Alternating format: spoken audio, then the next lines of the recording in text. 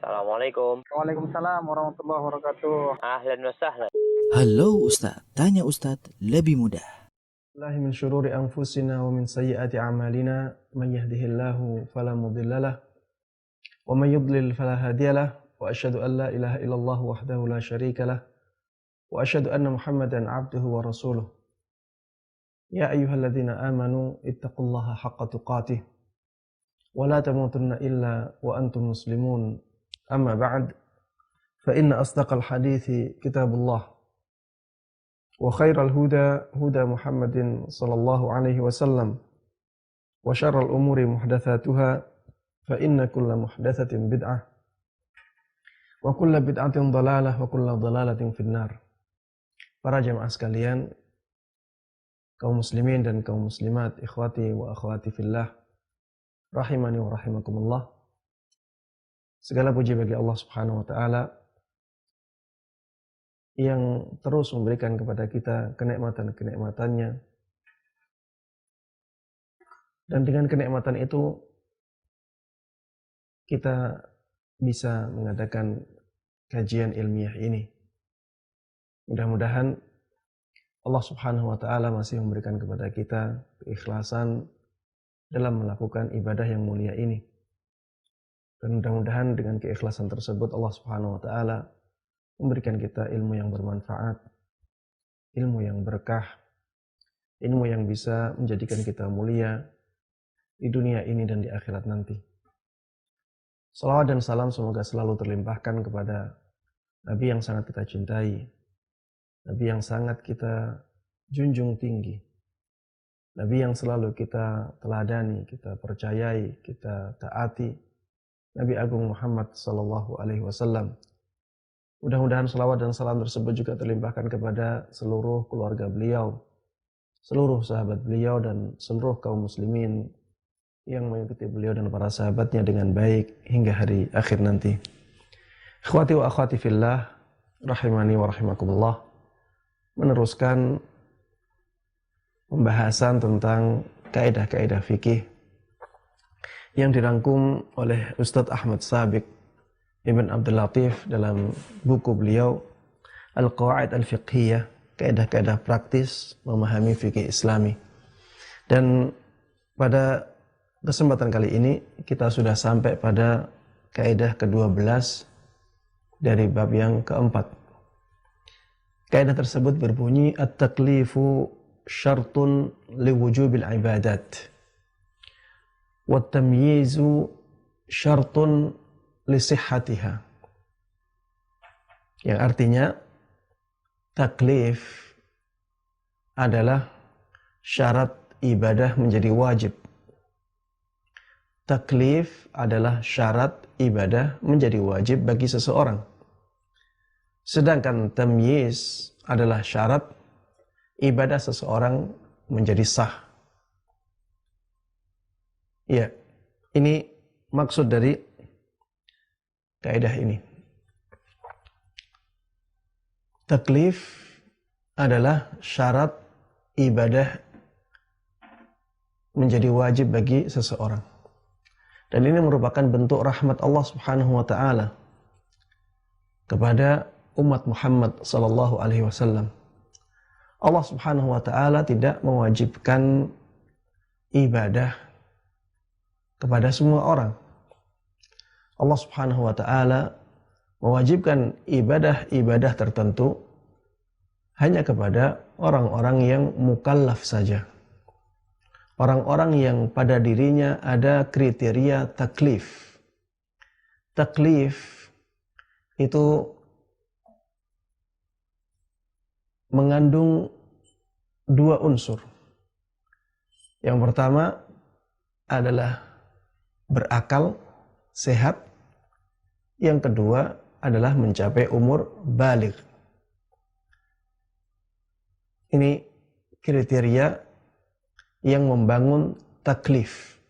Ya, dengan adanya dua kriteria ini pada diri seseorang, maka orang tersebut disebut sebagai mukallaf, yang padanya ada sifat taklif. Ya, jadi seorang dikatakan mukallaf ketika pada dirinya ada dua kriteria tadi, yaitu akalnya sehat, ya. Yang kedua, telah mencapai umur baligh, ya, dan nanti dibahas kapan seseorang mencapai umur baligh. Semua ibadah yang diwajibkan di dalam syariat tidak diwajibkan kepada orang yang tidak mukallaf. Dan ini adalah salah satu dari bentuk rahmat Allah, bentuk kasih sayang Allah Subhanahu wa taala kepada umat Muhammad ini. Coba bayangkan kalau ibadah-ibadah yang diwajibkan dalam syariat ini juga diwajibkan kepada orang yang tidak mukallaf.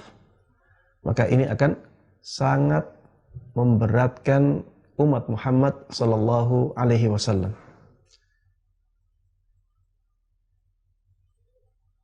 Dari sini kita tahu bahwa sholat 5 waktu tidak diwajibkan kepada orang yang belum mukallaf atau tidak mukallaf. Ya, seperti misalnya kalau ada orang yang belum mencapai umur baligh walaupun dia berakal sehat, sholat 5 waktu tidak diwajibkan kepada dia. Atau misalnya sudah mencapai umur baligh tapi dia akalnya tidak sempurna, maka tidak diwajibkan sholat 5 waktu bagi dia. Seperti misalnya orang-orang yang, ya mohon maaf ya, idiot, akalnya tidak sempurna. Atau orang yang sudah pikun, ya ini juga akalnya sudah tidak sempurna. Orang-orang yang demikian maka tidak ada kewajiban sholat 5 waktu. Baik. Adapun syarat ibadah menjadi sah adalah ketika seseorang punya sifat tamyiz. Ya, ketika seseorang punya sifat tamyiz. Sifat tamyiz ini hakikatnya adalah keadaan di mana seseorang bisa memahami perkataan orang lain dengan baik. Ketika diperintahkan melakukan sesuatu, maka dia faham dengan perintah itu. Dia bisa membedakan antara sesuatu yang berbahaya bagi dia dan sesuatu yang bermanfaat bagi dia. Dan para ulama mengatakan bahwa sifat tamyiz ini biasanya terjadi pada seseorang ketika mencapai usia 7 tahun. Beberapa ulama yang lain mengatakan itu hanya perkiraan saja. Itu hanya perkiraan saja. Bisa jadi sudah 7 tahun belum ada sifat tamyiz pada dirinya. Dan bisa jadi seseorang belum mencapai usia 7 tahun, tapi sudah ada sifat tamyiz pada dirinya. Sifat tamyiz tadi, ya, ketika seseorang bisa memahami perkataan yang disampaikan kepadanya dengan baik. Ketika anak diperintah, tolong belikan ini, dia bisa berangkat untuk beli barang tersebut. Ketika anak dikasihkan pilihan, lakukan ini atau lakukan ini. Yang satu bermanfaat, yang satu bermudarat. Dia memilih yang bermanfaat. Inilah ciri-ciri dari sifat tamyiz. Ketika anak sudah memiliki sifat tamyiz ini, maka ibadahnya menjadi sah. Sebelum ada sifat tamyiz ini, maka semua ibadahnya dianggap tidak sah. Sehingga ketika ibadahnya sah, maka dia boleh menjadi imam. Ketika ibadahnya sah, dia boleh menjadi imam bagi orang lain, walaupun masih kecil. Tapi ketika kita katakan ibadahnya sah, bukan berarti dia wajib melakukan ibadah itu. Karena tadi, ibadah menjadi wajib ketika seseorang punya sifat taklif. Ketika seseorang menjadi mukallaf. Dan sifat taklif tadi ada dua kriteria. Kriteria yang pertama harus berakal sehat, berakal sempurna. Kriteria yang kedua, dia harus mencapai umur balik. Taib. Disebutkan di sini, seseorang disebut mukallaf yang dengannya dia wajib melaksanakan kewajiban syar'i serta haram melanggar keharamannya adalah apabila memenuhi dua syarat, yaitu baligh dan berakal. Berdasarkan sabda Rasulullah sallallahu alaihi wasallam, rufi'al qalamu an thalathah. Pena diangkat dari 3 orang. Anin naimi hatta yastayqid. Dari orang yang tidur sampai dia bangun. Kalau misalnya ada orang tidur, ya, kemudian dia ngigau dengan kata-kata kufur, maka dia tidak dikatakan sebagai orang yang melakukan perbuatan kufur. Ya, karena ketika itu akalnya tidak ada. Dia tidak dianggap berdosa karena ketika itu akalnya tidak ada. Tidak dikatakan kafir karena dia melakukan itu, ya, dengan akal yang ketika itu tidak ada. Wa anis sabi hatta yahtalim. Pena diangkat dari anak kecil sampai dia mencapai usia baligh. Karena anak sebelum usia baligh akalnya belum sempurna. Dia sudah bisa memahami kata-kata, tapi akalnya masih belum sempurna. Sehingga ya dia tidak dihukum dengan perbuatan-perbuatannya. Kalau dia dihukum dengan perbuatan-perbuatannya, maka ini akan sangat memberatkan anak, ya. Dan ini saya katakan tadi merupakan salah satu bentuk dari rahmat Allah Subhanahu wa taala kepada umat ini. Kenapa anak, ya, diangkat pena darinya sampai usia balik? Karena akalnya belum sempurna. Wa 'anil majnuni hatta ya'qil. Dan pena diangkat dari orang gila sampai akalnya kembali lagi, sampai berakal lagi. Ya. Dari 3 keadaan ini, ya, kita bisa menyimpulkan 2 sifat mukallaf atau 2 sifat yang membangun taklif, yaitu berakal, ya, dan mencapai usia balik. Berakalnya kita bisa ambil dari orang yang tidur sampai dia bangun, dan orang yang gila sampai dia berakal lagi. Sedangkan baligh, ya, bisa diambil dari perkataan Rasulullah sallallahu alaihi wasallam, wa 'anis sabi hatta yahtalim. Dan pena itu diangkat dari anak kecil sampai dia mencapai usia baligh. Baik. Selanjutnya kita akan membicarakan tentang syarat seseorang baligh. Karena syarat berakal sudah sangat jelas, ya. Kita bisa membedakan mana orang yang berakal, mana yang akalnya kurang, ya, dengan sangat jelas, sehingga tidak perlu dijelaskan lagi. Sekarang yang perlu dijelaskan adalah usia baligh. Kapan seseorang disebut sebagai orang yang baligh? Yang pertama, ya, apabila seseorang tersebut telah mimpi basah. Apabila seseorang tersebut telah mimpi basah atau keluar air mani. Apabila sudah sampai kejadian ini, ya, maka seseorang dianggap sudah baligh. Dalilnya adalah firman Allah Subhanahu wa taala, wa idza balagal atfalu minkumul hulum.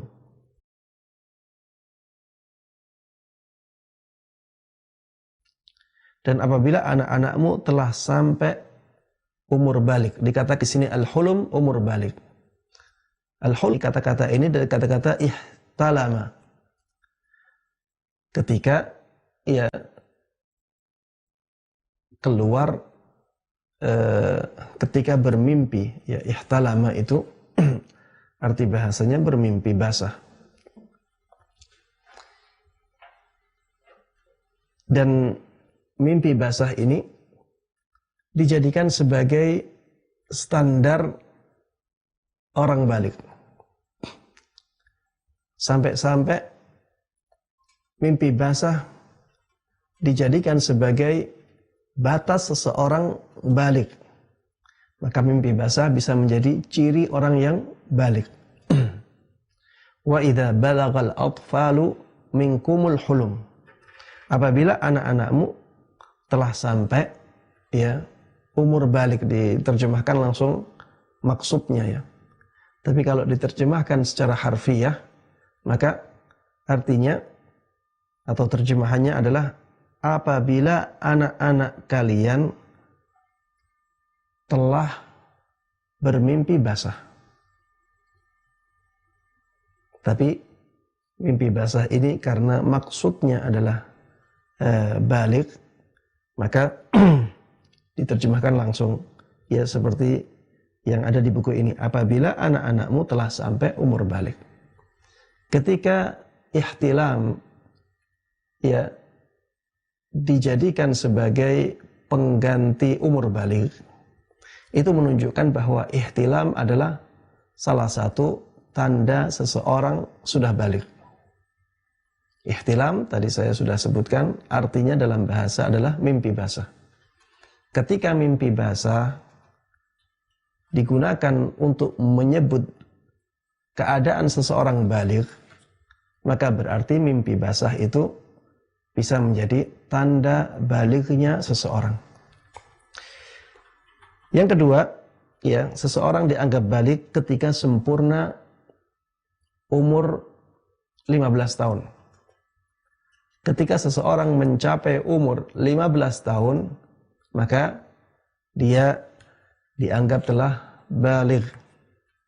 Dalilnya adalah hadis Ibnu Umar radhiyallahu anhuma, bahwa Rasulullah sallallahu alaihi wasallam aradahu yauma Uhud wa huwa ibnu 14 sanah falam yujizni. Thumma aradani yaumal khandaq wa ana ibnu 15 sanah fa'ajazani. Ibnu Umar radhiyallahu anhuma pernah mengatakan dia menawarkan dirinya untuk ikut perang di peperangan Uhud. Dan ketika itu umurnya 14 tahun. Ternyata Rasulullah sallallahu alaihi wasallam tidak membolehkan sahabat Ibnu Umar untuk mengikuti perang Uhud. Ya, ini semangat yang luar biasa dari sahabat Ibnu Umar dalam membela agama Allah Subhanahu wa ta'ala. Ini perlu kita contoh. Kita pertaruhkan jiwa raga kita untuk memperjuangkan agama Islam. Bayangkan anak yang masih kecil, belum balik, punya semangat untuk ikut serta dalam peperangan yang di dalamnya tentunya akan sangat membahayakan dirinya. Tapi karena semangat yang sangat tinggi, hal itu tidak menjadi masalah sama sekali. Tapi Rasulullah sallallahu alaihi wasallam menolaknya. Rasulullah sallallahu alaihi wasallam menolaknya. Taib. Kemudian sahabat Ibnu Umar menawarkan dirinya kembali untuk ikut perang ketika terjadi atau akan terjadi perang Khandaq. Ketika itu Ibnu Umar umurnya sudah 15 tahun. Maka Rasulullah sallallahu alaihi wasallam membolehkannya. Coba lihat ya semangat beliau. Umur 14 tahun beliau ingin perang, ingin mempertaruhkan jiwa raga beliau untuk Islam.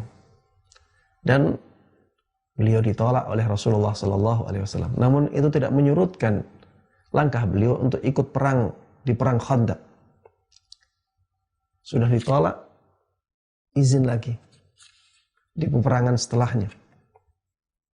Dan Rasulullah SAW ketika melihat sahabat Ibnu Umar sudah mencapai umur 15 tahun, akhirnya beliau membolehkannya.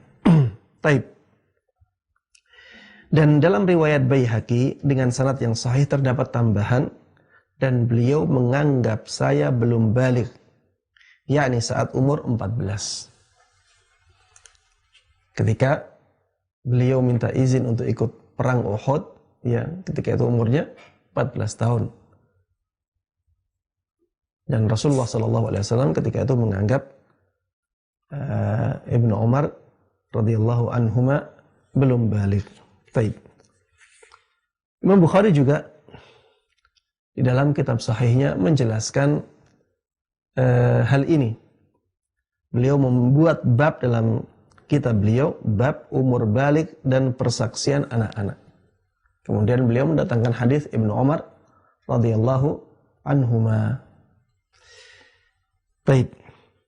Disebutkan di sini Nafi' berkata, saya pernah datang kepada Umar ibn Abdul Aziz saat beliau menjadi khalifah. Lalu saya sampaikan hadis ini, maka beliau berkata, ini adalah batasan antara anak kecil dengan orang dewasa. Lalu beliau memerintahkan kepada para pegawainya untuk mewajibkan bagi yang sudah berumur 15 tahun. Baik.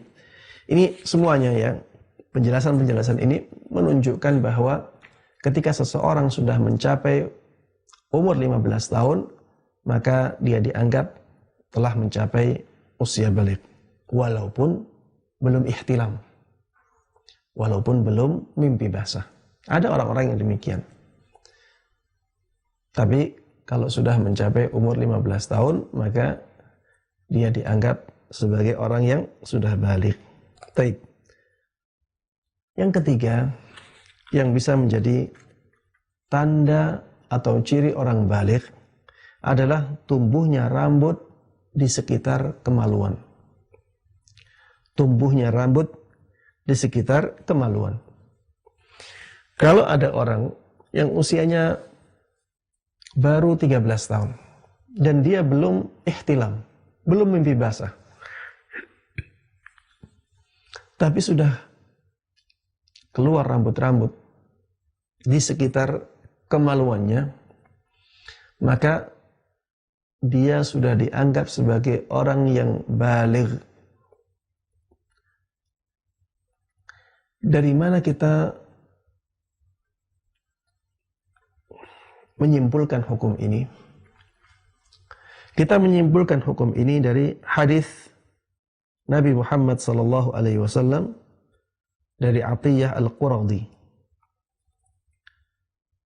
Qal uridna ala Nabi sallallahu alaihi wasallam yawm Quraidah. Fakana man ambata qutil wa man lam yumbid khulliya sabiluh. Fakuntu mimman lam yumbid fa khulliya sabili. Dari Atiyah Al-Quradi, dia berkata, saya ketika perang Bani Quraidah dibawa ke hadapan Rasulullah sallallahu alaihi wasallam. Dan saat itu bagi orang yang sudah tumbuh rambut di sekitar kemaluannya, maka dia harus dibunuh.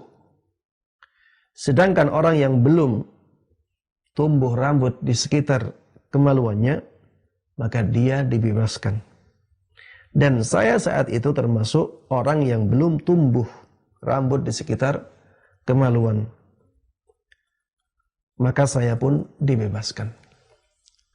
Radhiyallahu anhu wa ardhah. Ini menunjukkan bahwa orang-orang yang rambut kemaluannya sudah mulai tumbuh, berarti dia diwajibkan dengan kewajiban-kewajiban syariat. Apabila dia melakukan keharaman, maka dia akan menanggung dosa dari perbuatan haramnya tersebut. Di sini disebutkan Imam At-Tirmidzi rahimahullahu taala mengatakan, inilah yang diamalkan oleh para ulama. Mereka memandang bahwa tumbuhnya rambut di sekitar kemaluan sebagai tanda baliknya seseorang. Jika tidak diketahui apakah dia sudah ihtilam atau tidak diketahui umurnya. Dan ini adalah mazhab Ahmad dan Ishaq rahimahumullahu jami'an. Ya, sebagaimana saya sebutkan tadi, apabila seseorang mencapai umur 13, dia belum ihtilam, belum mimpi basah. Dia belum mimpi basah. Maka tumbuhnya rambut di sekitar kemaluan tersebut bisa menjadi tanda bahwa dia orang yang sudah balik. Taib, ini yang berhubungan dengan laki-laki. Ya, tanda yang berhubungan dengan laki-laki berarti ada 3. Tanda baliknya laki-laki itu ada 3. Salah satu dari 3 ini sudah ada, seseorang bisa dianggap atau dihukumi sebagai orang yang balik. Tidak harus semuanya ada ya. Satu saja dari 3 tersebut sudah cukup untuk menentukan atau menghukumi apakah anak sudah balik ataukah belum. Taib. Adapun bagi wanita, maka ada 3 tanda ini ditambah 2 tanda yang lain. Yang 2 tanda yang lain, yang pertama adalah haid. Ya, karena haid ini khusus wanita, di laki-laki tidak ada. Maka ini ciri khusus untuk wanita yang balik. Apabila seorang wanita haid di umurnya yang ke-10 tahun, maka ketika itu dia dianggap sudah balik. Walaupun belum ihtilam. Dia belum mimpi basah. Belum keluar rambut di sekitar kemaluannya. Tetap saja kalau dia sudah haid, maka itu tanda bahwa dia sudah balik. Kemudian yang terakhir adalah hamil. Ini juga khusus untuk wanita. Ya.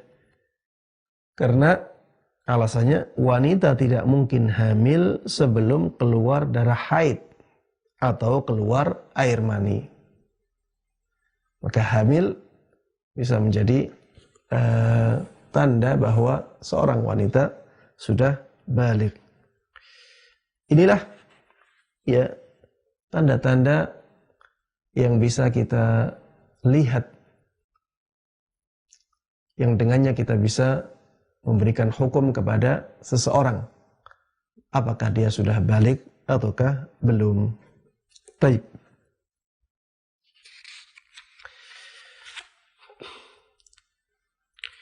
Disebutkan di sini yang kedua, syarat berakal.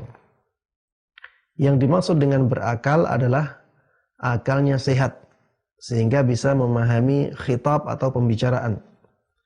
Jadi orang yang gila atau hilang ingatan, maka dia tidak dianggap mukallaf.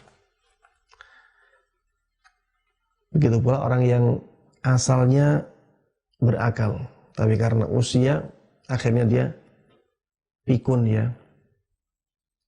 Akalnya sudah tidak sempurna lagi. Sering lupa. Ya, suruh sholat duhur hanya 2 rakaat langsung salam. Karena sudah lupa. Belum sholat duhur, dia bilang saya sudah sholat duhur tadi. Ya, orang yang sudah pikun seperti ini ya, tidak punya kewajiban untuk sholat 5 waktu. Karena akalnya sudah tidak sempurna lagi. Tapi yang perlu digarisbawahi di sini, tidak punya kewajiban bukan berarti harus tidak melakukannya. Dan kita sebagai anaknya misalnya, atau orang yang merawat orang yang sudah pikun seperti ini, ada baiknya kita mengingatkan terus orang itu untuk melakukan sholat.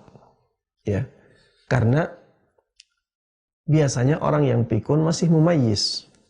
masih punya tamyiz, jadi sholatnya masih sah. Maka ya anjurkan dia untuk terus melakukan sholat, ingatkan dia.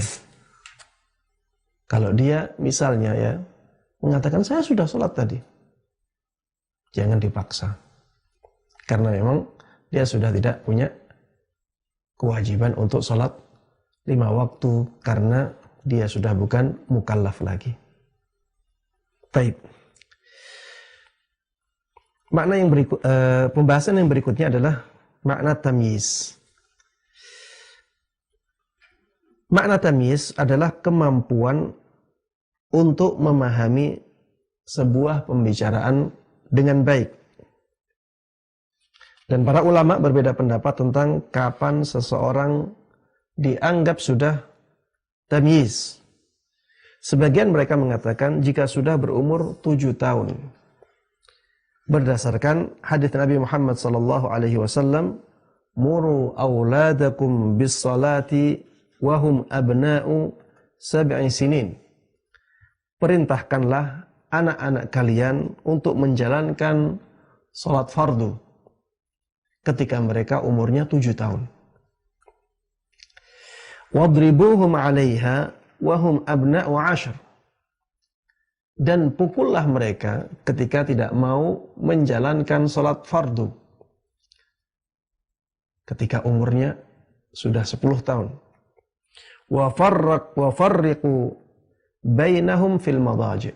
Dan pisahkan mereka di tempat tidurnya. Ini ya hadis yang sangat dalam maknanya dan banyak faedahnya. Termasuk di antara faedah dalam hadis ini adalah yang berkaitan dengan kaidah yang sedang kita bahas, bahwa Rasulullah Shallallahu Alaihi Wasallam menjadikan usia 7 tahun sebagai usia untuk memulai memerintahkan anak melakukan sholat. Dan Rasulullah Shallallahu Alaihi Wasallam ketika membatasi atau menentukan umur 7 tahun ini bukan tanpa hikmah. Ketika Rasulullah Shallallahu Alaihi Wasallam memerintahkan kita untuk memerintahkan anak-anak kita sholat ketika umurnya 7 tahun, itu menunjukkan bahwa ketika seorang anak umurnya sudah 7 tahun, dia bisa memahami perintah dengan baik. Dan itulah tamyiz. Itulah tamyiz.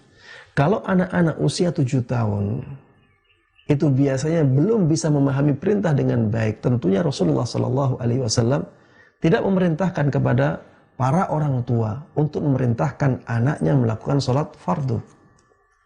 Makanya para ulama menyimpulkan dari hadis ini bahwa biasanya usia tamyiz itu ketika anak sampai pada usia 7 tahun.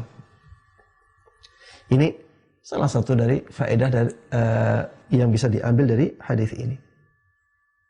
Kemudian di antara faedahnya ya ketika Rasulullah mengatakan wadribuhum 'alaiha wa hum abna'u 10. Pukul mereka ketika sudah umur 10 tahun diperintahkan untuk sholat tidak mau. Ya. Maka boleh dipukul. Ya tentunya pukulan ini bukan pukulan yang melukai, ya. Ya ada rasa sakit tapi tidak melukai. Jangan sampai memukul sampai melukai. Dan coba kita renungkan ya. Perintahnya sejak umur 7 tahun. Kemudian baru dipukul ketika umur 10 tahun. Baru dipukul setelah umur 10 tahun. Ini menunjukkan bahwa sebelum kita memukul anak ya, maka biasakan anak tersebut untuk melakukan kebaikan. Perintahkan, ulang-ulangi perintah tersebut. Sudah 3 tahun masih belum terbiasa, bahkan kadang menolak untuk melakukan sholat, ketika itu dia pantas untuk dipukul. Ketika itu dia pantas untuk dipukul, ya.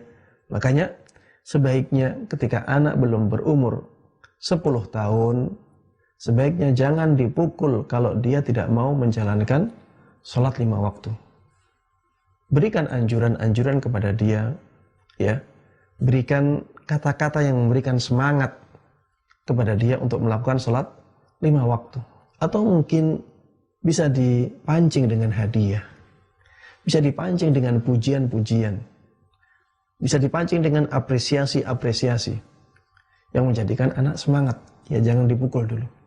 Kalau sudah 10 tahun keadaannya masih sulit menerima perintah sholat, ya, seringkali meninggalkan sholat padahal sudah diperintah, ketika itu dia pantas untuk kemudian pisahkan mereka di ranjangnya ketika sudah mencapai usia 10 tahun. Ya, ini untuk menjauhkan anak-anak dari kemungkinan suka sesama jenis. Atau kalau anaknya laki-laki perempuan, ya, ada kekhawatiran mereka melakukan hubungan intim, maka perlu dipisahkan. Ya, perlu dipisahkan karena sudah ada rasa ketika anak berusia 10 tahun. Baik. Ini yang berhubungan dengan faedah-faedah hadis, ya. Faedahnya sangat banyak, ya. Yang saya sampaikan hanya sebagian saja. Baik. Disebutkan di sini ulama mengatakan bahwa tamyiz tidak punya ukuran umur tertentu. Namun tergantung dengan masing-masing anak. Bisa saja anak yang mempunyai kemampuan untuk memahami sebuah perkataan, ya, belum berumur 7 tahun. Ya, ini memang demikian keadaan, atau memilih pendapat ini. Tapi ya biasanya yang demikian itu terjadi ketika anak berusia 7 tahun. Ya, sehingga dua pendapat ini pendapat yang tidak terlalu jauh perbedaannya. Pendapat yang tidak terlalu jauh perbedaannya, dan pendapat yang mengatakan usia tamyiz itu 7 tahun, ya, ini sangat dekat dengan petunjuk hadis tadi. Muru auladakum bis salati wahum abna 7 sinin, ya. Perintahkan anakmu untuk melakukan salat ketika mereka usianya 7 tahun. Baik. Yang berikutnya adalah dalil kaidah ini. Pernah diangkat dari 3 orang. Di antara 3 orang tersebut adalah anak kecil sampai dia baligh. Sampai dia mimpi basah, maksudnya sampai dia baligh. Ini dalil bahwa ibadah tidak menjadi wajib kecuali apabila seseorang sudah mencapai sifat atau kriteria mukallaf. Sudah ada sifat taklif pada dirinya. Adapun dalil bahwa orang yang sudah memiliki sifat tamyiz itu ibadahnya sah adalah hadis dari Amr ibn Salamah, ya, radhiyallahu anhuma. Disebutkan di sini, saya bacakan terjemahannya saja. Tatkala peristiwa Fathu Makkah, penaklukan kota Makkah, orang-orang bersegera masuk Islam, ya, berbondong-bondong masuk Islam. Idza jaa nasrullahi wal fath wa ra'aitan nasa yadkhuluna fi dinillahi afwaja. Ketika datang kemenangan dari Allah Subhanahu wa taala dan penaklukan kota Makkah, dan ketika engkau lihat orang-orang berbondong-bondong masuk Islam. Ya, ini yang dimaksud di sini. Tatkala peristiwa Fathu Makkah atau penaklukan kota Makkah, orang-orang bersegera masuk Islam. Dan bapaknya Amr ibn Salamah mendahului kaumku untuk masuk Islam. Tatkala beliau datang, maka beliau berkata, saya datang kepada kalian dari Rasulullah sallallahu alaihi wasallam. Ya. Jadi bapaknya Amr ibn Salamah ini menghadap Rasulullah, kemudian masuk Islam. Setelah itu, bapaknya Amr ibn Salamah ini kembali lagi ke kaumnya, dan dia mengatakan, saya datang kepada kalian dari Rasulullah sallallahu alaihi wasallam. beliau bersabda, ya, jadi bapaknya Amr ibn Salamah menyampaikan sabda Rasulullah sallallahu alaihi wasallam kepada kaumnya. Salatlah kalian pada waktu ini dan itu. Kalau sudah datang waktu salat, maka salah seorang dari kalian adzan. Dan hendaklah yang menjadi imam kalian adalah orang yang paling banyak hafalan Qur'annya. Lalu kaumku melihat bahwa tidak ada seorang pun yang paling banyak hafalan Al-Qur'annya selain aku. Karena saya menghafalnya dari para pedagang yang datang. Maka mereka menyuruh maju aku menjadi imam. Padahal saat itu aku berumur 6 atau 7 tahun. Yang menjadi inti dari hadis ini, ya, untuk menjadi dalil kaidah kita adalah ini. Padahal saat itu aku baru berumur 6 atau 7 tahun.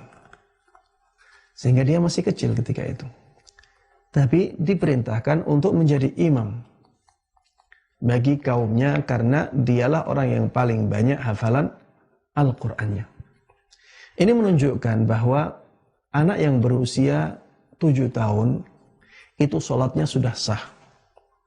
Karena sudah ada tamyiz, ya. Anak yang usianya 7 tahun sudah sah sholatnya, makanya dia bisa dijadikan sebagai imam. Baik. Hadis yang kedua yang menunjukkan bahwa kalau usia anak itu sudah mumayyiz, ya, sudah ada tamyiz pada diri seorang anak, maka ibadahnya sah, adalah hadis dari Anas ibn Malik. Anas ibn Malik mengatakan, "Shallaitu ana wa yatimun fi baitina khalfan Nabi sallallahu alaihi wasallam wa ummi Ummu Sulaim khalfana." Aku pernah sholat bersama anak yatim di rumah kami dan kami bermakmum di belakang Rasulullah sallallahu alaihi wasallam. Adapun ibuku, yaitu Ummu Sulaim, maka dia berada di belakang kami. Jadi Rasulullah satu orang, kemudian Anas ibn Malik radhiyallahu anhu bersama anak yatim di belakang Rasulullah sallallahu alaihi wasallam, kemudian ibunya Anas, yaitu Ummu Sulaim, beliau berada di belakang dua orang tadi, yaitu di belakangnya sahabat Anas dan di belakangnya anak yatim itu.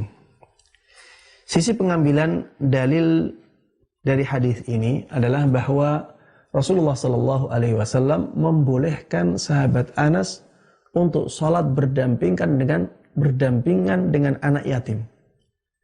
Dan anak yatim dikatakan yatim itu selama dia belum balik. Kalau sudah balik, maka tidak ada kriteria yatim lagi.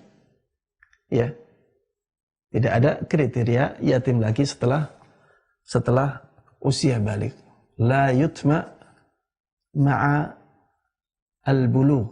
Ya, tidak ada keyatiman ketika seseorang sudah mencapai umur balik. Ketika dikatakan bahwa orang yang berada di sampingnya sahabat Anas itu yatim, berarti dia belum balik. Dan ketika Rasulullah Shallallahu Alaihi Wasallam mengizinkan sahabat Anas untuk bersama anak yatim saja di dalam sholatnya di belakang Rasulullah Shallallahu Alaihi Wasallam, itu menunjukkan bahwa sholatnya anak yatim itu sah. Kalau sholatnya anak yatim itu tidak sah, maka harusnya Rasulullah Shallallahu Alaihi Wasallam memerintahkan sahabat Anas untuk sholat di sampingnya beliau, bukan di belakangnya. Karena ada petunjuk bahwa sholat sendirian di belakang shaf itu tidak dibolehkan. Ketika Rasulullah Shallallahu Alaihi Wasallam mengizinkan sahabat Anas ibn Malik untuk sholat di belakang beliau bersama anak yatim, maka ini menunjukkan bahwa sholatnya anak yatim tersebut sah, sehingga bisa berdampingan dengan sahabat Anas di belakang Rasulullah Sallallahu Alaihi Wasallam.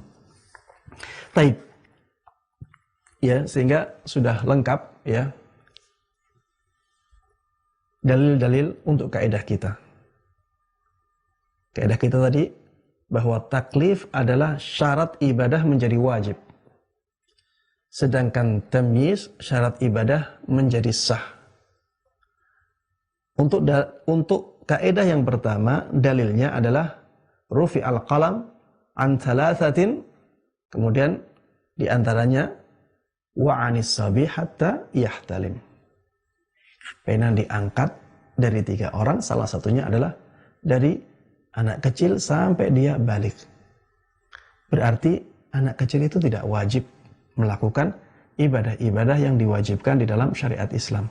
Dan anak kecil itu tidak diharamkan untuk melakukan hal-hal yang diharamkan dalam syariat Islam. Ustaz, maksudnya bagaimana? Taib. Kalau misalnya ada anak kecil, dia mendengarkan musik misalnya, dan musik diharamkan dalam Islam. Apakah anak kecil tersebut berdosa? Kita katakan tidak. Anak kecil tersebut tidak berdosa ketika mendengarkan musik. Yang menjadi masalah adalah ketika anak kecil mendengarkan musik, orang tuanya membiarkan. Ini menjadi masalah. Kenapa? Karena orang tuanya sudah mukallaf. Ketika orang tuanya sudah mukallaf dan ada kemungkaran di situ, maka harusnya orang tuanya memperingatkannya, melarangnya, agar tidak terjadi kemungkaran itu, agar tidak terjadi adanya suara musik itu. Kalau anak kecilnya mendengarkan musik, ya, maka dia tidak dikatakan melakukan dosa, tidak dikatakan dia menanggung dosanya. Kenapa? Karena dia masih kecil, pena masih diangkat. Begitu pula ketika anak kecil tersebut meninggalkan sesuatu yang wajib. Tidak dikatakan dia berdosa karena meninggalkan sesuatu yang wajib. Kenapa? Karena dia belum ada kewajiban. Ya. Baik. Kemudian yang kedua, ya, kaidah yang kedua bahwa tamyiz adalah syarat ibadah menjadi sah. Sudah ada dalil yang kita sebutkan tadi dari Amr ibn Salamah menjadi imam ketika usianya 6 atau 7 tahun. Ya, intinya usia tamyiz itu. Ya, dengan hadis Anas ibn Malik yang sholat bersama anak yatim di belakang Rasulullah SAW, itu menunjukkan bahwa sholatnya sah. Taib. Pengecualian dari kaidah ini, ya, ini penting untuk kita ketahui bahwa ada pengecualian dari kaidah ini karena adanya dalil khusus. Disebutkan di sini kaidah di atas dikecualikan 2 hal. Ada 2 hal yang dikecualikan dari kaidah di atas. Yang pertama adalah anak yang belum tamyiz sah melakukan ibadah haji dan umrah. Karena ada dalil khusus. Ada seorang ibu yang membawa anak kecilnya. Kemudian mengangkat anak kecil itu di hadapan Rasulullah SAW dan mengatakan, "Ali hadza hajjun ya Rasulullah."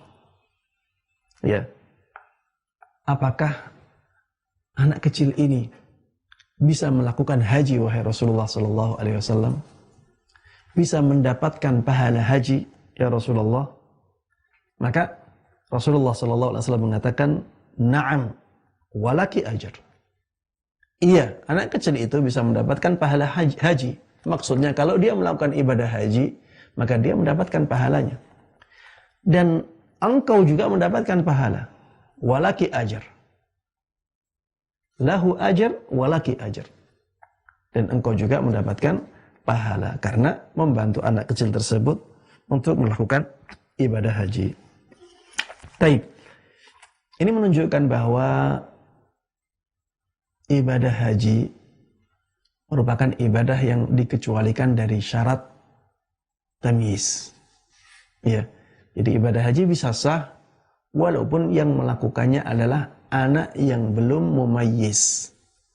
belum mencapai usia tamyiz. Ya misalnya umurnya 3 tahun, usia 4 tahun, kita bawa untuk melakukan ibadah haji, ya maka dia bisa mendapatkan pahala ibadah haji. Hajinya sah dan dia mendapatkan pahala ibadah haji. Namun yang perlu ditekankan di sini, ibadah haji tersebut tidak menggugurkan kewajiban ibadah hajinya ketika dia sudah balik dan mampu melakukan ibadah haji. Tapi tetap dia dikatakan ibadah hajinya sah, tapi bukan ibadah haji yang wajib. Imam Nawawi rahimahullah ta'ala mengatakan hadis ini adalah dalilnya Imam Syafi'i, Imam Malik dan jumhurul ulama bahwa haji anak kecil itu sah dan dia akan mendapatkan pahalanya meskipun ini tidak bisa menggugurkan kewajiban haji, namun hanya dianggap haji sunnah saja. Baik. Yang kedua adalah ibadah yang berupa harta. Ibadah yang berupa harta ini dikecualikan dari kaidah tadi. Kaidah yang mengatakan bahwa ibadah itu menjadi wajib ketika ada kriteria taklif. Taklif adalah syarat ibadah menjadi wajib. Dikecualikan ibadah yang berupa harta. Seperti misalnya apa? Zakat. Zakat adalah ibadah yang murni karena sebab harta. Ini tidak harus menunggu anaknya balik. Ini tidak harus menunggu anaknya balik. Jadi kalau misalnya ada anak yang belum balik, tapi hartanya banyak, karena dia mendapatkan warisan dari orang tuanya, maka setiap tahun harta si anak tersebut harus dikeluarkan zakatnya. Misalnya ada seorang anak usia 2 tahun. Dia mendapatkan harta warisan misalnya sejumlah 1 miliar. Maka setiap tahunnya ketika jumlahnya 1 miliar, maka ketika sudah mencapai haul, dia harus dikeluarkan 2,5%-nya. Atau 1/40-nya. Kalau 1 M berarti 25 juta. Dikeluarkan untuk zakat. Padahal anaknya masih usia 2 tahun. Kenapa dikecualikan? Kenapa masih diwajibkan zakat pada harta anak kecil ini? Karena zakat itu berhubungan dengan hartanya. Zakat itu berhubungan dengan hartanya. Zakat itu ada sebabnya. Kalau sebab ini ada, maka zakatnya menjadi ada. Sebabnya adalah adanya nisab, ya, adanya nisab dan telah mencapai haul, sehingga tidak melihat ya apakah yang memilikinya itu anak kecil ataukah orang gila ataukah orang yang sudah pikun. Semuanya tetap diwajibkan untuk menunaikan zakat hartanya, karena adanya harta itu adalah sebab wajibnya mengeluarkan zakat. Makanya ya telah sahih dari sahabat Ibnu Umar, telah sahih dari sahabat Umar Ibnu Khattab radhiyallahu anhu, perkataan beliau, ittajiru bi amwalil yatama la ta'kuluha zakah. Putarlah harta anak yatim dengan memperdagangkannya, ya, diputar, ya, jangan disimpan saja, sehingga harta tersebut terus berkembang. Karena kalau tidak demikian, maka zakat akan terus menguranginya. Coba kita bayangkan kalau misalnya waliyul yatim, walinya anak yatim, menerima harta untuk anak yatim itu, yang ini menjadi milik anak yatim 1 M misalnya. 1 M berlalu 1 tahun, maka dikeluarkanlah 25 juta. Tinggal 975 juta. Kalau misalnya masih utuh, tidak dikeluarkan sama sekali. Nanti tahun depannya, setelah setahun, maka 975 juta itu harus dikeluarkan 1/40-nya lagi. Ini kalau seperti ini terus menerus ya, dan berlalu sampai 20 tahun, tentunya akan berkurang banyak. Berbeda kalau diputar uang itu. Ya, diputar, diperdagangkan, ya. Ada usaha. Maka kalau usahanya ini menghasilkan untung, maka uang tersebut tidak akan habis, bahkan bisa bertambah. Ustaz, bagaimana kalau ternyata mengalami kerugian? Ya, itu resiko. Ya, itu resiko. Bisa saja mengalami kerugian, dan wali anak yatim, ya kalau misalnya dia sudah semaksimal mungkin dan tidak teledor dalam bisnisnya itu, maka dia tidak menanggung kerugian tersebut karena dia sudah berusaha. Kecuali kalau wali anak yatim tersebut teledor, ya, asal-asalan dalam berbisnis, bisa jadi dia harus menanggung kerugian itu dan harus mengganti harta anak yatim itu. Tapi kalau misalnya dia sudah berusaha semaksimal mungkin, tapi qadarullah ma syaa fa'al, usahanya nggak berhasil, maka dia tidak menanggung kerugian yang disebabkan karena dia berusaha untuk mengembangkan harta anak yatim tersebut. Dia sudah berusaha dengan baik dan niatnya juga baik. Dan tangan dia adalah tangan orang yang amin, orang yang dipercaya. Maka dia tidak menanggung kerugian itu.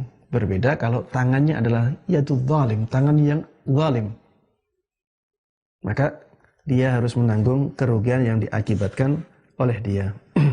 Baik, inilah dua pengecualian dari kaidah ya. Jadi kaidahnya at-taklif syartun liwujubi al-ibadat, bahwa taklif adalah syarat ibadah-ibadah menjadi wajib. Ini semua ibadah demikian kecuali ibadah zakat. Karena ibadah zakat ini berhubungan dengan harta. Begitu pula yang berhubungan dengan hukuman atau denda. Ketika anak misalnya merusakkan harta orang lain. Ada anak usia 5 tahun usil, usia 7 tahun usil.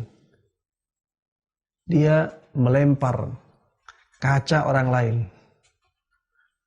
Ya, kita umpamakan anak ini misalnya anak yatim, ya, anak yatim. Dia merusakkan kaca tetangganya. Maka tetangga tersebut berhak menuntut kepada wali anak yatim untuk memperbaiki rumahnya. Dan wali anak yatim ini ketika keadaan demikian, ya, dia wajib mengganti itu dengan mengambil harta anak yatim itu. Jadi di sini anak yatim wajib mengganti harta yang dia rusakkan. Ada kewajiban di situ, walaupun dia anak, ya, dikecualikan. Begitu pula zakat berhubungan dengan harta, maka dikecualikan dari kaidah tersebut. Kemudian tamyiz adalah syarat ibadah menjadi sah. Dikecualikan apa? Haji dan umrah. Dikecualikan haji dan umrah. Hadisnya tentang haji, tapi karena umrah itu haji kecil, maka disamakan, ya, samakan hukumnya. Ya, demikian yang bisa Ana sampaikan dalam kesempatan kali ini. Ya, mudah-mudahan bermanfaat bagi kita semuanya. Mudah-mudahan Allah berkahi ilmu kita, dan mudah-mudahan Allah Subhanahu wa taala memberikan taufiknya kepada kita untuk bisa mengamalkan ilmu ini dengan baik dan mudah, dan juga bisa menyebarkannya kepada orang lain. Amin amin ya rabbal alamin. Sallallahu wasallam wa baraka ala nabiyina Muhammadin wa ala alihi wa sahbihi wa man tabi'ahum bi ihsanin ila yaumiddin. Walhamdulillahirabbil alamin. Dan berikutnya masuk ke sesi tanya jawab. Baik. Pertanyaan yang pertama, puasa qada Ramadan bisa diselingi dengan puasa Syawal karena ingin menggabungkan niat puasa Syawal dengan Senin, Kamis atau Ayyamul Bid. Ya, tidak ada masalah. Tidak ada masalah mendahulukan puasa sunnah 6 hari di bulan Syawal dan mengakhirkan puasa qadha untuk Ramadannya. Kenapa demikian? Karena kewajiban mengqadha puasa Ramadan itu waktunya muwassa, waktunya longgar sampai Ramadan berikutnya. Sebagaimana ditunjukkan oleh hadis Aisyah radhiyallahu anha bahwa beliau, yaitu Aisyah radhiyallahu anha, biasa mengqadha Ramadannya di bulan Sya'ban. Di bulan Sya'ban berarti sudah sampai beberapa bulan ya. Sya'ban setelah itu baru Ramadan. Ini menunjukkan bahwa mengqadha puasa Ramadan itu waktunya longgar. Sehingga tidak masalah kita akhirkan mengqadha puasa Ramadan karena ada kebutuhan untuk melakukan puasa sunnah di 6 hari ya di bulan Syawal. Puasa sunnah 6 hari di bulan Syawal. Tapi kalau ditanya mana yang lebih afdal Ustaz? Menyegerakan qadha ataukah melakukan puasa 6 hari di bulan Syawal? Maka jawabannya adalah kalau waktunya cukup untuk melakukan dua-duanya, maka yang lebih afdal adalah mendahulukan qadha. Karena mendahulukan qadha adalah mendahulukan ibadah yang wajib. Dan ibadah yang wajib itu lebih dicintai oleh Allah Subhanahu wa taala daripada ibadah yang sunnah. Terutama apabila dari satu jenis, puasa dengan puasa. Puasa wajib dengan puasa sunnah. Maka yang lebih dicintai oleh Allah Subhanahu wa taala adalah puasa wajibnya. Kalau kita bisa menggabungkan atau menjalankan dua-duanya, ya maka kita jalankan dua-duanya dengan urutan puasa qadha dulu, baru puasa sunnah 6 hari di bulan Syawalnya. Ini yang paling afdal. Kalau tidak bisa menggabungkan atau tidak bisa melakukan dua-duanya di bulan Syawal, maka sisakan waktu untuk puasa 6 hari bulan Syawalnya. Misalnya kalau ada orang, ya perempuan misalnya, karena nifasnya akhirnya dia tidak bisa puasa 30 hari full, tidak bisa puasa sama sekali di bulan Ramadan, sehingga punya hutang 30 hari. Maka tidak mungkin dengan keadaan seperti ini dia bisa melakukan dua-duanya, yaitu qadha dan puasa 6 hari di bulan Syawal, di bulan Syawal itu. Tidak mungkin dia lakukan dua-duanya. Ketika keadaannya demikian, maka lebih baik dia mengqadha puasa Ramadan dahulu, kemudian ketika sudah sampai hari di mana ya dia perkirakan, disitulah dia bisa memberikan waktu untuk puasa 6 hari di bulan Syawal, maka ketika itu dia puasa 6 hari di bulan Syawal dulu, puasa sunnah dulu. Karena kalau tidak demikian, dia akan kehilangan keutamaan puasa 6 hari di bulan Syawal. Ya. Misalnya dia puasa 20 hari dulu. Berarti di hari ke-22 dia mulai puasa Syawal. Dia mulai puasa Syawal karena dia misalnya jaga-jaga. Mungkin nanti tidak full kedatangan haid lagi misalnya. Sehingga dia jaga-jaga puasa mulai di hari 22 misalnya. Puasa 6 hari di bulan Syawal. Setelah itu dia mulai meneruskan qadha-nya lagi. Ya, seperti itu, wallahu taala a'lam. Apakah bisa menggabungkan puasa Syawal dengan puasa Senin Kemis, ya, dengan puasa Ayyamul Bid?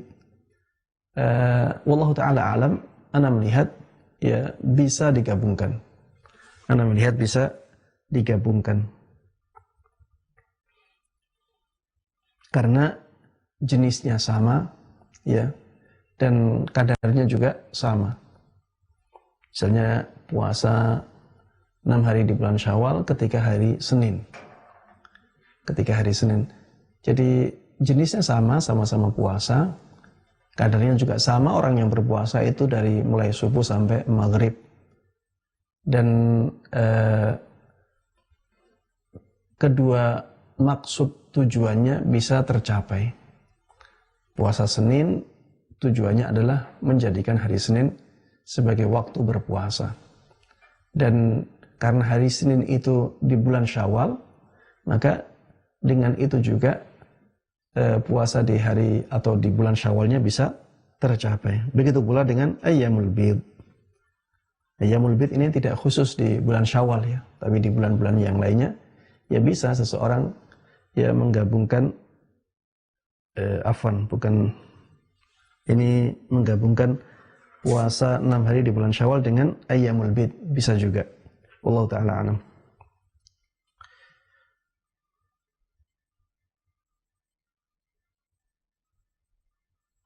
Assalamualaikum warahmatullahi wabarakatuh. Waalaikumsalam warahmatullahi wabarakatuh. Apakah ketika berdoa pada saat sujud kita juga harus bersolawat dulu? Kita katakan ya, membaca solawat sebelum berdoa itu sunnah. Membaca solawat sebelum berdoa itu sunnah. Kalau misalnya dilakukan sebelum doa saat sujud, maka tidak ada masalah. Tidak ada masalah. Kalau kita punya waktu yang panjang untuk bersujud, seperti misalnya sholat di tengah malam, ya kita sholat sendiri, sholat sunnah sendiri, sehingga kita bisa melamakan sujud kita, sehingga kita bisa membaca sholawat dulu sebelum kita berdoa kepada Allah Subhanahu wa Ta'ala di sujud itu, maka ini sangat baik, ya, termasuk di antara salah satu sebab mustajabnya sebuah doa. Kita silahkan, dan itu sesuatu yang sangat mulia. Tapi ini tidak bisa dilakukan misalnya ketika kita bermakmum dengan imam ya di sholat-sholat yang biasanya, sholat 5 waktu. Biasanya imam tidak terlalu lama dalam sujudnya. Sehingga kalau kita membaca sholawat dulu, sholawat belum selesai, imamnya sudah mengangkat kepalanya dari sujud. Sehingga kita tidak bisa memanjatkan doa di sujud itu. Ketika keadaannya demikian, maka ya kita baca doa setelah bacaan doa sujud kita. Misalnya subhan rabbiyal a'la, subhan rabbiyal a'la, subhan rabbiyal a'la, langsung kita berdoa ya, memanjatkan apa yang kita inginkan, apa yang menjadi hajat kita. Baik. Pertanyaan yang berikutnya. Bila masih punya hutang puasa bertahun-tahun yang lalu, saat masih muda, apakah tetap harus diqadha sekarang ataukah bertaubat? Baik. Kita harus bedakan antara puasa-puasa wajib yang ditinggalkan karena uzur dengan puasa-puasa wajib yang ditinggalkan tanpa uzur, tanpa alasan yang dibenarkan. Kalau alasannya dibenarkan, maka wajib diqadha. Seperti misalnya hutang puasa karena haid. Hutang puasa karena haid. Haid uzur, ya. Seorang kalau haid dia tidak boleh berpuasa. Maka puasa, hutang-hutang puasa karena haid ini harus diqadha. Wajib untuk diqadha walaupun sudah bertumpuk-tumpuk, ya. Walaupun menjadi sangat banyak, tetap semuanya menjadi hutang. Wajib untuk diqadha. Dan mengqadha juga semampunya, ya. Maksudnya tidak harus berturut-turut terus, tidak, ya. Semampu kita untuk melakukannya. Misalnya hari ini berpuasa, besok berpuasa, besoknya lagi gak kuat misalnya, lemah, ya sudah, tidak puasa dulu, kemudian puasa lagi, ya semampunya. Fattaqullaha mastata'tum, bertakwalah kepada Allah Subhanahu wa Ta'ala semampu kalian. Kalau misalnya hutang puasanya karena sakit, ya, dia punya sakit mah, sehingga sering ada puasa-puasa di bulan Ramadan yang tidak kuat untuk dia lakukan. Tapi mahnya tersebut datang pergi. Ketika keadaannya demikian, maka wajib diqadha, karena itu dia tinggalkan karena uzur. Tapi kalau misalnya ya ada orang yang dulunya memang jauh dari Islam, kumpulannya orang-orang yang nakal, sehingga tidak punya semangat untuk puasa, padahal tidak ada uzur sama sekali. Ya karena dia malas saja, jauh dari agama, akhirnya malas untuk melakukan ibadah-ibadah wajib, termasuk puasa Ramadan.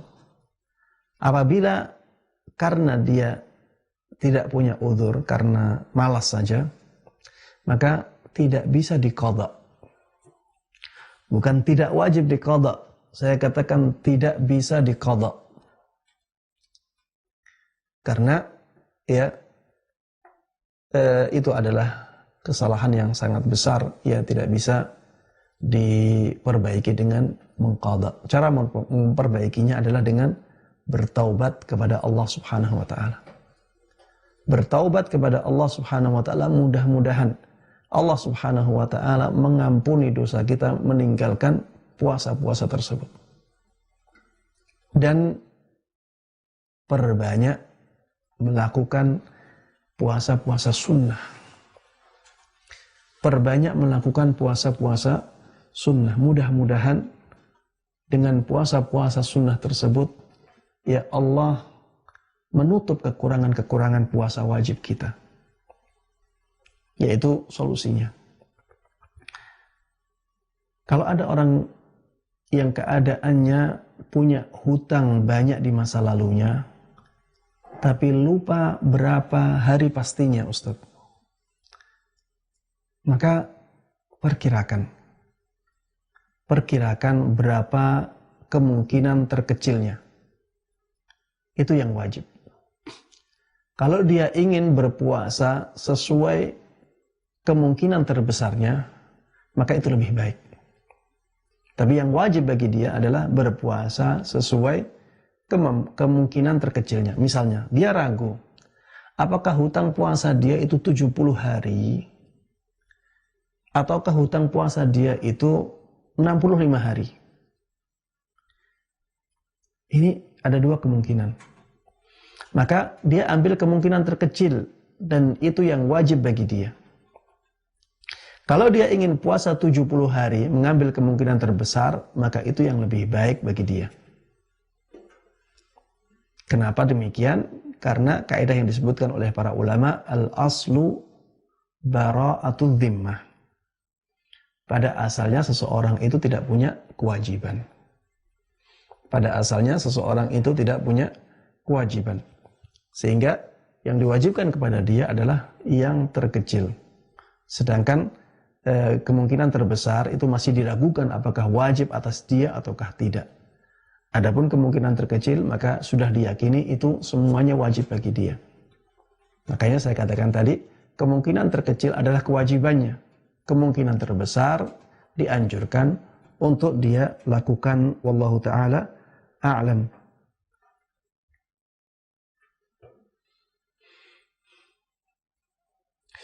Assalamualaikum Ustadz, mertua anak umur 87 tahun, sudah susah berjalan dan tangan kirinya tidak berfungsi karena sakit. Sehingga anak mengusulkan sholat di jamak saja. Qadarullah setelah 3 bulan berlalu, dokter mengatakan tangannya tidak bisa bergerak leluasa lagi. Mertua anak sampai sekarang sudah lebih setahun sholatnya tetap di jamak dengan alasan beliau repot ke kamar mandi dan berwudu walaupun ada yang bantu. Bagaimana hukumnya dengan keadaan seperti itu, Ustaz? Mohon nasihatnya. Iya, kalau misalnya dia memang sakit dan sakitnya menahun, maka dia boleh menggunakan alasan sakitnya tersebut untuk menjamak sholatnya.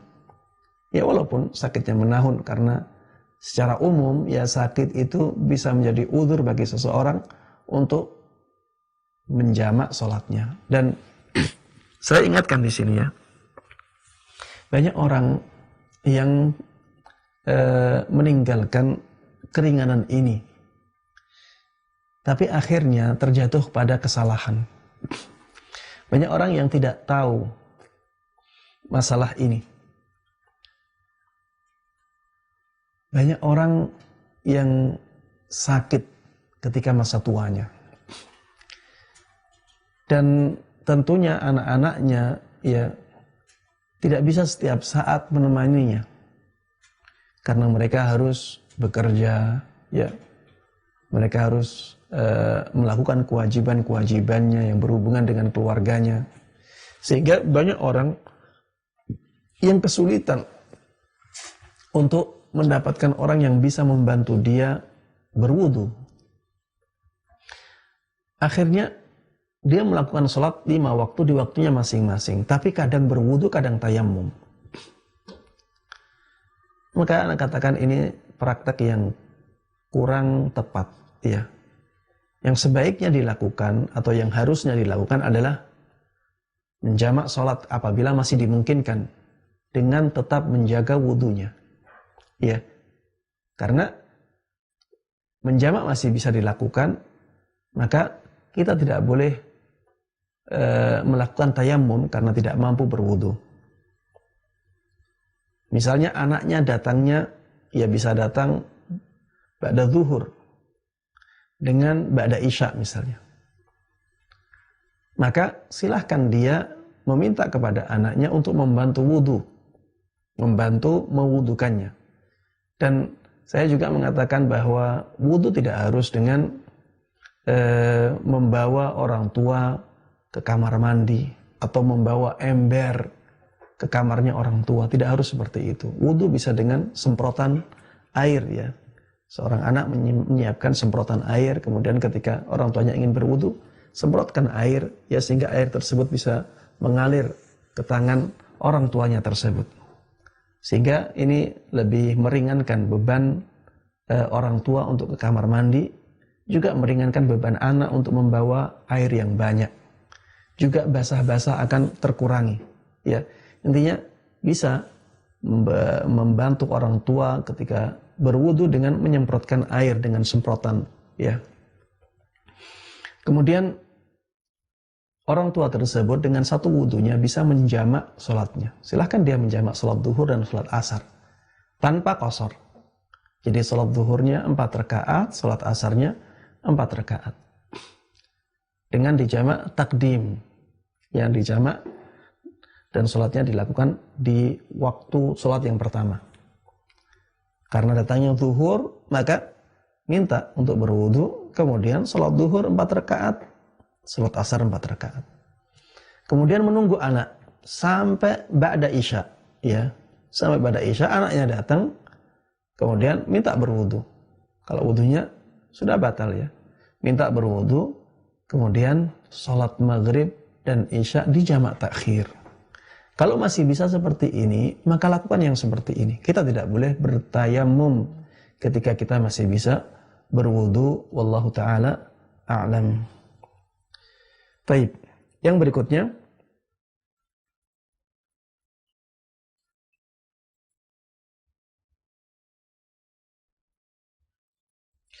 Bagaimana jika seorang anak yang dia tidak tahu bahwa jika mimpi basah harus mandi junub dulu sebelum sholat, dan hal tersebut berlangsung beberapa lama, belum paham ilmunya? Mohon nasihatnya, apakah yang harus dia lakukan sekarang?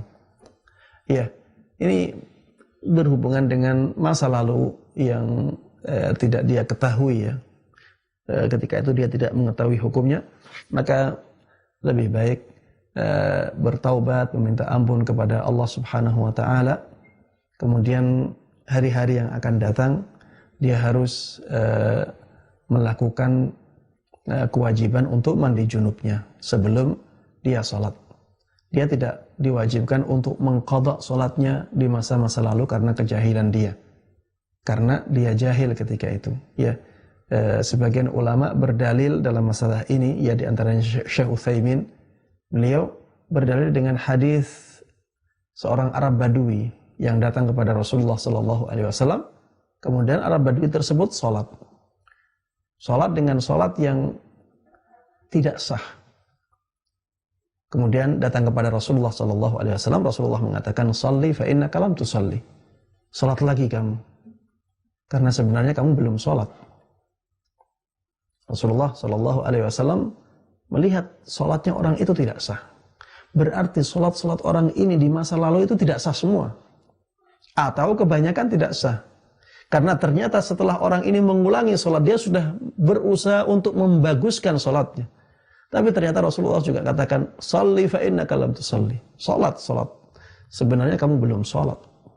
Berarti sholat di masa lalunya itu belum sah semuanya. Karena dia tidak bisa, terakhirnya dia mengatakan, "Ajarkan aku sholat, aku tidak bisa sholat lebih bagus dari itu." Maka Rasulullah SAW mengajarkan sholat kepada dia. Di hadis itu Rasulullah SAW tidak mengatakan, "Kalau begitu kamu mengqadha semua sholatmu yang telah lalu." Karena jahil. Ya, karena dia jahil. Begitu pula dengan masalah-masalah yang seperti ini. Kalau ada yang mengatakan, "Ustadz, berdosakah dia karena ketidaktahuan dia?" Maka ini sesuai dengan keadaan masing-masing orang. Sesuai dengan keadaan masing-masing orang. Kalau misalnya keadaan dia ya memang sudah berusaha untuk mengetahui hukum tersebut, tapi Allah tidak menyampaikan dia ke hukum itu, maka dia ma'dzur. Tapi kalau dia teledor, ya, dia tidak punya semangat untuk belajar agama, padahal sangat mudah bagi dia untuk sampai kepada maklumat itu, maka dia berdosa ketika tidak belajar agama yang itu merupakan kewajiban dia.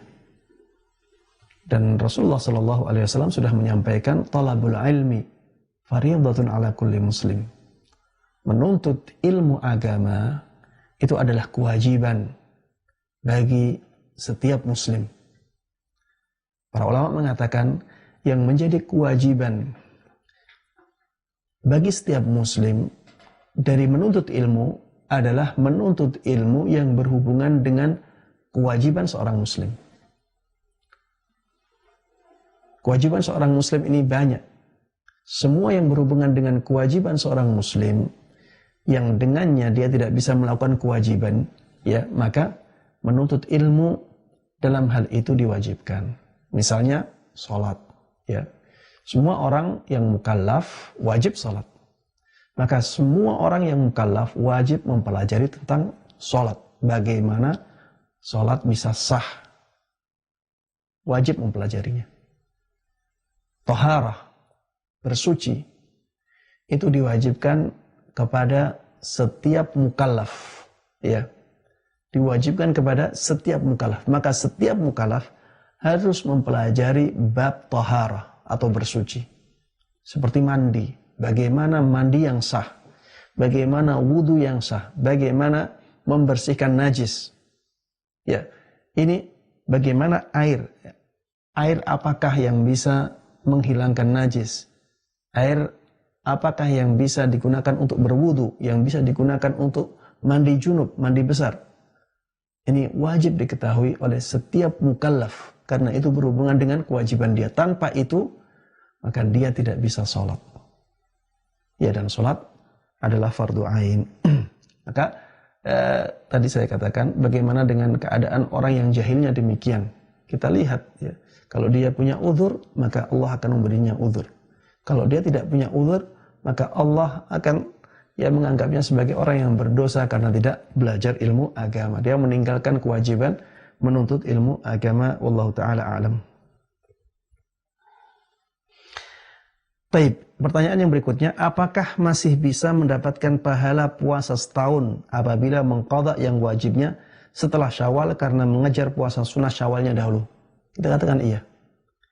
Kita katakan iya. Masih bisa mendapatkan pahala puasa setahun. Apalagi apabila kita tahu hikmah disyariatkannya puasa 6 hari di bulan Syawal. Kenapa kok pahalanya seperti puasa setahun? Kata para ulama, karena satu puasa, ya, karena satu puasa itu pahalanya dilipat gandakan hingga 10 kali. Karena itu amalan ibadah. Man jaa'a bil hasanati falahu 'asyru amsalihha. Barang siapa yang melakukan satu kebaikan, maka dia mendapatkan pahala 10 kali lipatnya. Ya, kalau misalnya 30 hari tambah 6 berarti 360 hari. Dia puasa 36 hari, tapi pahalanya menjadi 360 hari. Itu kalau 30 hari ya. Dan bulan Hijriyah itu kurang dari 360 hari. Kurang dari 360 hari. Kalau misalnya 29 hari puasa Ramadannya, berarti jumlahnya 36 hari. 35 hari. Kalau kali 10 berarti 350 hari, dan itu kurang dari bilangan 1 tahun Hijriah, tapi kurangnya sedikit. Dan Allah Subhanahu wa taala punya karunia yang sangat luas untuk memberikan pahala melebihi amalan seorang hamba. Apabila kita tahu bahwa sebabnya menjadi amalan puasa 1 tahun adalah karena 1 hari puasa dilipat gandakan hingga 10 kali, ya maka baik puasa di bulan Syawal ya qadanya atau di luar Syawal, maka sama saja. Itu amalan kebaikan, dan setiap amalan kebaikan dilipat gandakan hingga 10 kali. Wallahu taala a'lam. Assalamualaikum warahmatullahi wabarakatuh. Ustadz, apakah boleh kita berdoa dengan doa ini? Allahumma innaka afuun tuhibbul afwa fa'fu anni, setiap hari dalam salat kita. Waalaikumsalam warahmatullahi wabarakatuh. Jawabannya boleh. Ya, jawabannya boleh. Misalnya kita setiap sujud kita membaca Allahumma innaka afuun tuhibbul afwa fa'fu anni. Jawabannya boleh. Ya, selama kita tidak meyakini itu sebagai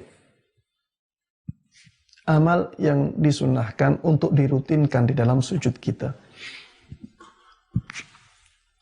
Ya, jadi di dalam sujud kita disunahkan untuk memperbanyak doa.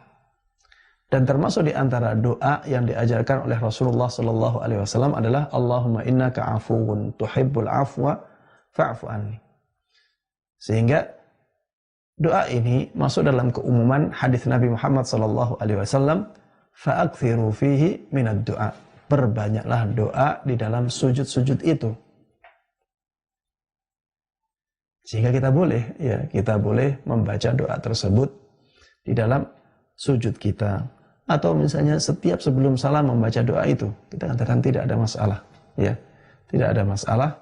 Yang menjadi masalah adalah ketika kita mengatakan bahwa Rasulullah sallallahu alaihi wasallam menganjurkan kepada kita sebelum salam ya untuk membaca Allahumma innaka afuwun tuhibbul afwa fa'fu anni.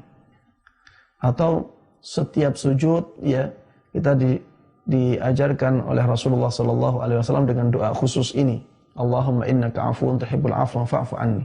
Ya, ini yang menjadi masalah ya.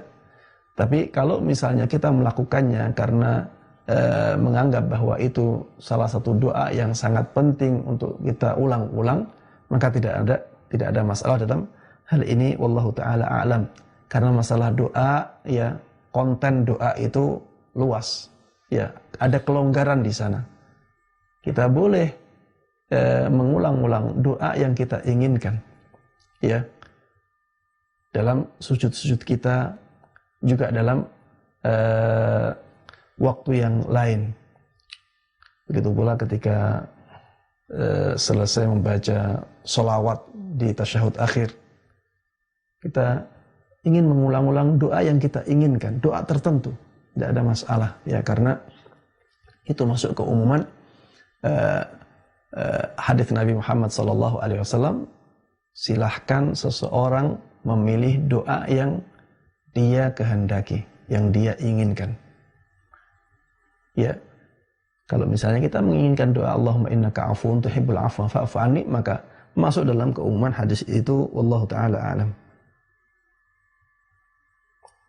Assalamualaikum warahmatullahi wabarakatuh Ustadz. Waalaikumsalam warahmatullahi wabarakatuh. Apakah boleh mengganti niat saat sudah dilakukan dari mengqadha puasa ke puasa Syawal? Jawabannya tidak boleh. Ya. Waalaikumsalam warahmatullahi wabarakatuh. Jawabannya tidak boleh. Kenapa? Karena berpuasa Ramadan itu wajib. Mengqadha puasa Ramadan juga wajib. Ketika kita sudah mulai niat mengqadha puasa Ramadan, maka kita tidak boleh membatalkannya kecuali ada udzur. Dan ingin berpuasa Syawal ya bukan udzur yang bisa digunakan untuk membatalkan puasa. Ya. Maka wallahu alam, ana melihat hal tersebut tidak boleh dilakukan. Karena mengqadha puasa Ramadan itu wajib disempurnakan. Mengqadha puasa Ramadan ketika sudah dimulai itu wajib disempurnakan karena dia sudah memulai puasa wajib. Sebagai qadanya wallahu taala alam. Ada pertanyaan, Assalamualaikum warahmatullahi wabarakatuh. Ana mau tanya, kalau ada orang yang hamil ketika puasa Ramadan, kemudian membayar hutangnya dengan fidyah. Tapi sekarang sudah tahu hukumnya bahwa membayarnya dengan qadha.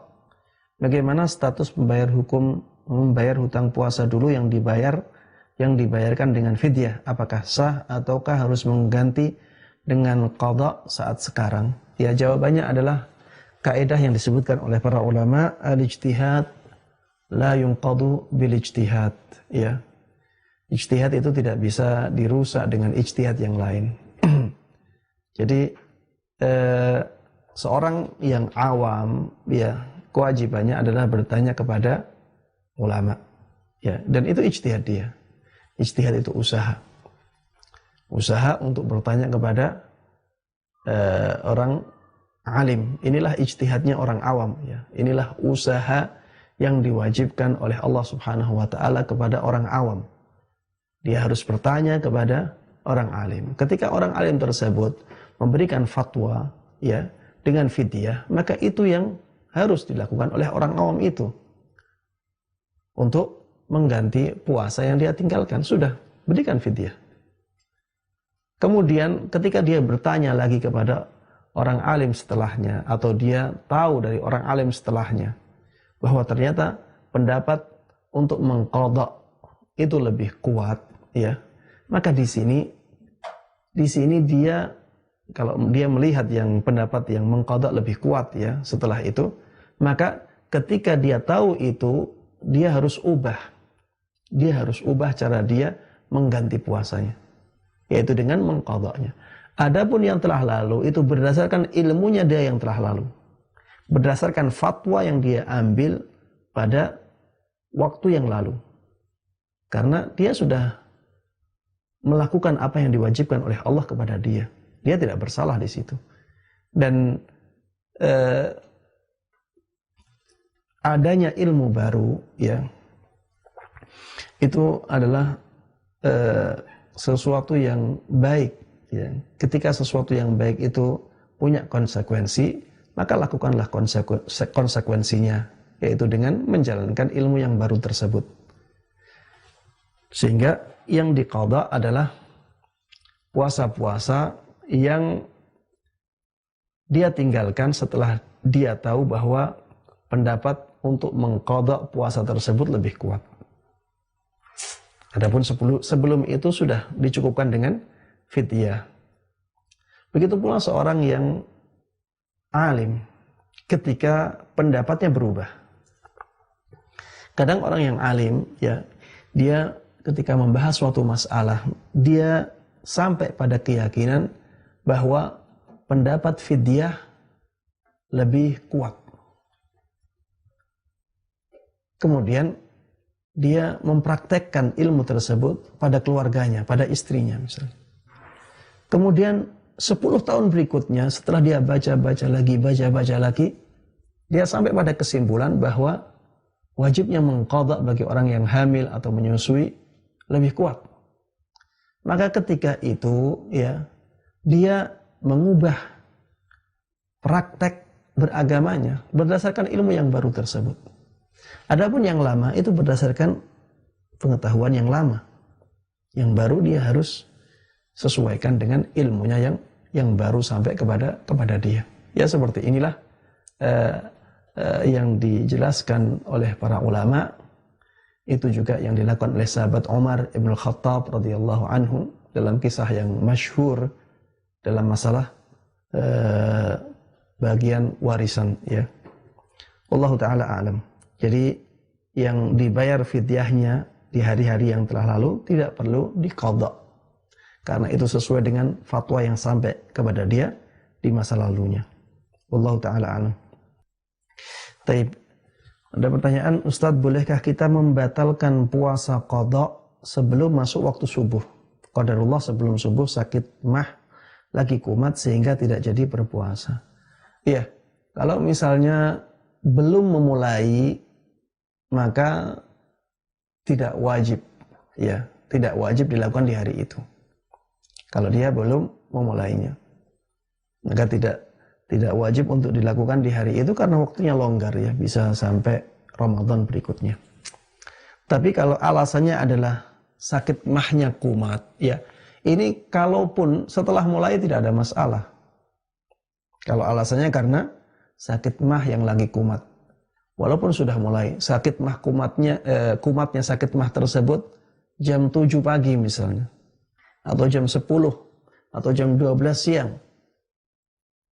dibolehkan bagi dia untuk membatalkan puasanya walaupun itu puasa qadha karena udzur sakit ini. Ya kalau ada udzur tidak ada masalah ya, tidak perlu harus sebelum subuh. Setelah subuh pun kalau ada udzur tidak ada masalah. Ya misalnya orang mengqadha ya sampai jam 3 ternyata dia sangat berat sekali. Dia merasa tidak kuat, sangat membahayakan kalau diteruskan puasanya. Walaupun tidak sakit mah ya, terlalu capek ataupun dia bekerja sangat berat, akhirnya dia memperkirakan ini bahaya kalau tidak makan. Ya seperti itu dia punya uzur untuk membatalkan puasa qadhanya. Ya karena ada uzur dia boleh. Tidak harus sebelum subuh. Tapi kalau tidak ada uzur, maka sebelum subuh ya dia masih boleh untuk membatalkannya karena belum memulainya. Wallahu ta'ala alam. Ya demikian yang bisa Anda sampaikan dalam kesempatan kali ini. Mohon maaf ya atas banyaknya pertanyaan-pertanyaan yang tidak bisa Anda jawab dalam kesempatan yang sempit ini karena di Jember ya sudah hampir waktu zuhur ya. Maka saya cukupkan sampai di sini. Mudah-mudahan apa yang saya sampaikan bermanfaat terutama bagi Anda sendiri dan umumnya bagi kaum muslimin dan kaum muslimat yang mendengarkan kajian ini, dan mudah-mudahan Allah Subhanahu wa taala memberkahi ilmu kita dan memberikan taufiknya kepada kita bisa mengamalkan, menerapkan ilmu ini dalam kehidupan kita dan bisa menyebarkannya kepada orang lain sehingga kebaikan ini bisa menyebar luas di tengah-tengah masyarakat kita. Amin amin ya rabbal alamin. Wa sallallahu wa sallama wa baraka ala nabiyyina Muhammadin wa ala alihi wa sahbihi wa man tabi'ahum bi ihsanin ila yaumiddin. Wa subhanakallahumma wa bihamdik asyhadu an la ilaha illa anta astaghfiruka wa atubu ilaik. Assalamualaikum warahmatullahi wabarakatuh. Assalamualaikum. Waalaikumsalam warahmatullahi wabarakatuh. Ahlan wa sahlan. Halo Ustadz, tanya Ustadz lebih mudah.